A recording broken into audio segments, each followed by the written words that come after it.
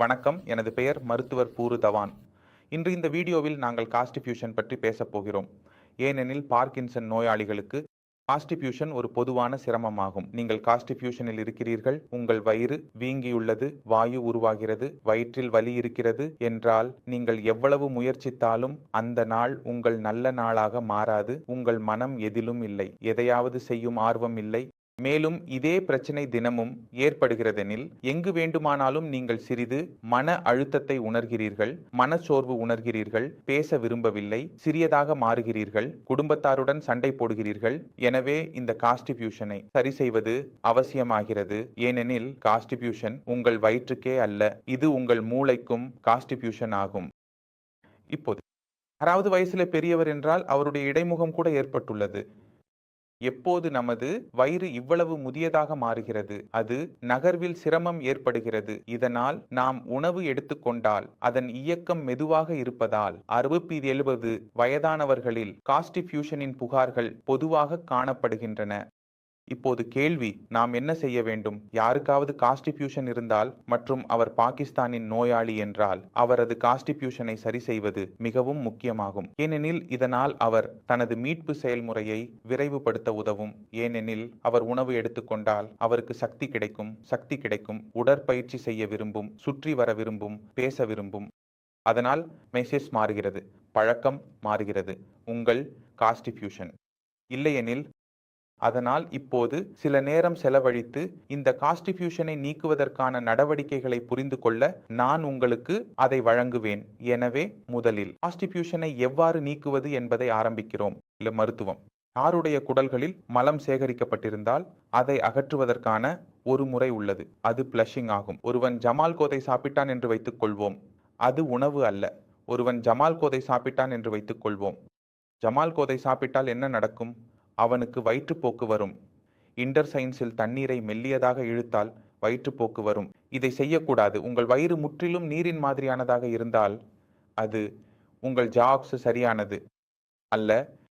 மற்றொரு முறையில் செல்லலாம். இரவில் பால் குடிப்பதால் வயிறு சுத்தமாகும் என்று நாம் கேட்டிருக்கலாம். பால் குடிப்பதால் உங்கள் வயிறு சுத்தமாகும் என்றால் நல்ல விஷயம். தினமும் பால் குடிக்க வேண்டும். நீங்கள் முழு கிரீம் பால் குடிக்க வேண்டும்.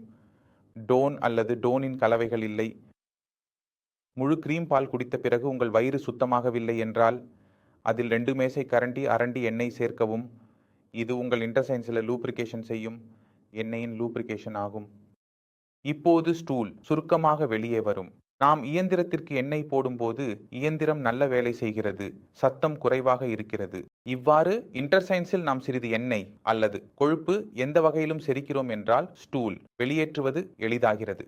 இந்த காரணத்தால் பால் உள்ள கொழுப்பு வேலை செய்கிறது.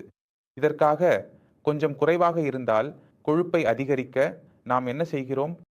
நாம் பால் உள்ளே 2 மேசை அரண்டி எண்ணெய் சேர்க்கிறோம். அரண்டி எண்ணெய் விரும்பாதவர்கள் அதில் பாதாம் எண்ணெய் சேர்க்கலாம். ஏனெனில் பாதாம் எண்ணெயில் 2 நன்மைகள் உள்ளன. 1, கான்ஸ்டிபியூஷனில் நிவாரணம் கிடைக்கும். 2, பாதாம் மூளைக்கு நல்லது. எனவே இதையும் நீங்கள் பயன்படுத்தலாம்.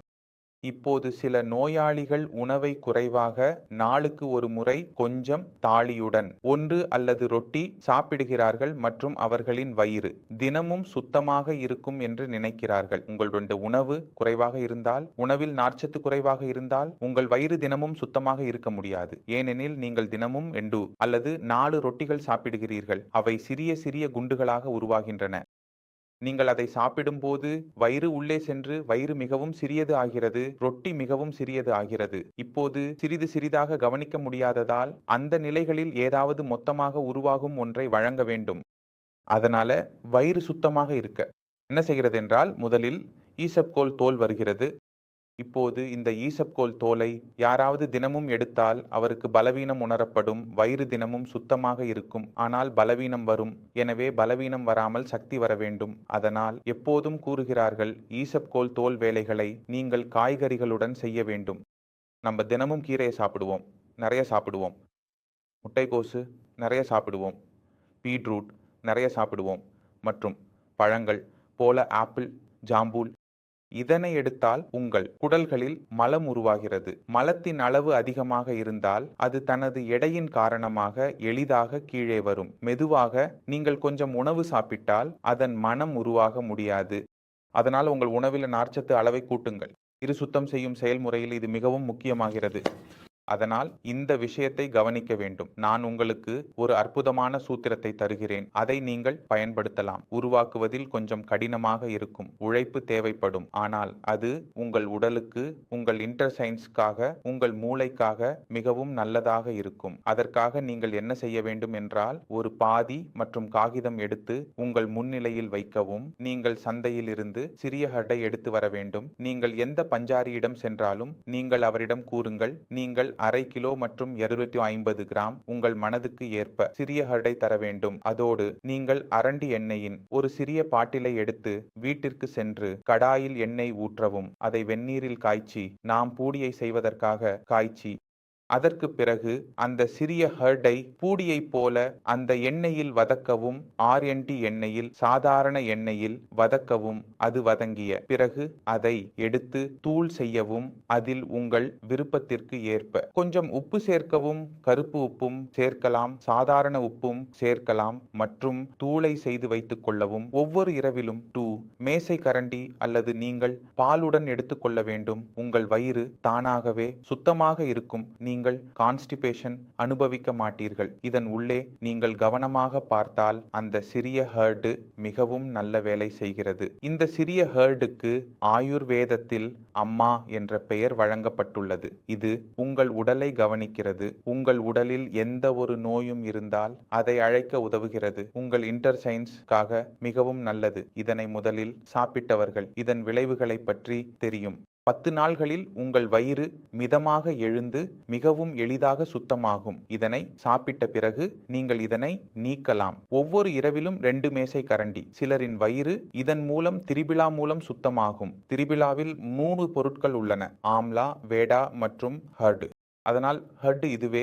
கஃப்லா பகுதியை நெய்யுடன் எடுத்துக்கொள்ளலாம் மற்றும் நீங்கள் நெய்யுடன் எடுத்துக்கொண்டால் அதன் பிறகு கொஞ்சம் பால் எடுத்துக்கொள்ள வேண்டும். அது உங்கள் வயிற்றை மேலும் சுத்தமாக்கும். இதுவே சில சிறிய சிறிய சூத்திரங்கள். நாம் நீண்ட காலம் செய்யலாம். எந்த ஒரு வகை இழப்பும் இல்லை. இன்டர்சைன்ஸில் வீக்கம் வராது. அதனால் இழப்பு ஏற்படாது. ஏனெனில் நாம் எந்த ஒரு மருந்தையும், குறிப்பாக ஆயுர்வேத மருந்துகளை நீண்ட காலம் எடுத்துக்கொண்டால் அது இன்டர்சைன்ஸுக்கு பாதிப்பு ஏற்படுத்தலாம். சில மருந்துகள் ஹேபிட் ஃபார்மிங் ஆக இருக்கலாம். நீங்கள் அதை எடுத்தால் வயிறு சுத்தமாகும். அதை எடுத்தால் வயிறு சுத்தமாகாது. ஆனால் நான் உங்களுக்கு கூறிய முறைகள் ஹேபிட் ஃபார்மிங் அல்ல. நீங்கள் எப்போது வேண்டுமானாலும் எடுத்துக்கொள்ளலாம். மற்றும் நீங்கள் சிரமம் அனுபவிக்கும் போது இதனை தினசரி அடிப்படையில் எடுத்துக்கொள்வது மிகவும் புத்திசாலித்தனமாக இருக்கும். ஏனெனில் எந்த ஒரு வகை இழப்பை ஏற்படுத்தும் பொருட்கள் இல்லை. 1. நீங்கள் சிறிய அளவிலான ஹர்டை பெற வேண்டும். மேலும் ஹர்டின் முரபா மார்க்கெட்டில் கிடைக்கிறது. நீங்கள் தினசரி அடிப்படையில் இரவு 4 முத்துக்களை எடுத்தால் உங்கள் வயிறு சுத்தமாகும். ஆனால் நீங்கள் சர்க்கரை நோய் இல்லாமல் இருக்க வேண்டும். ஏனெனில் முரபா சர்க்கரையில் இருக்கும். நீங்கள் சுகமாக இருக்கும்போது மட்டுமே அதை உண்ணலாம். சர்க்கரை நோயாளிகள் என்ன செய்வார்கள்? நான் உங்களுக்கு கூறிய சூத்திரத்தை பயன்படுத்த வேண்டும். 4 முத்துக்களை தினசரி அடிப்படையில் எடுத்தால் உங்கள் வயிறு சுத்தமாகும். எனவே இந்த வீடியோவில் பார்க்கின்சன் நோயாளிகளில் கான்ஸ்டிபியூஷனை எவ்வாறு நீக்கலாம் என்பதை குறித்து நீங்கள் புரிந்து கொள்வீர்கள். மேலும் உங்கள் மனதில் எந்த சந்தேகம் இருந்தால் நீங்கள் என்னிடம் கேளுங்கள். நான் உங்களுக்கு முழுமையாக உதவுவேன். ஆனால் இதற்கு முன் இந்த சேனலில் உள்ள மற்ற வீடியோக்களை பாருங்கள். நோயாளிகளின் சான்றிதழ்களை பாருங்கள். இது உங்களுக்கு பார்க்கின்சன் குறித்து மேலும் அறிவை வழங்கும். உங்கள் உடல், உங்கள் மூளை, உங்கள் உணவு மற்றும் உங்கள் உடற்பயிற்சியில் ஒரே நேரத்தில் வேலை செய்தால் மிகச்சிறந்த முடிவுகள் கிடைக்கும்.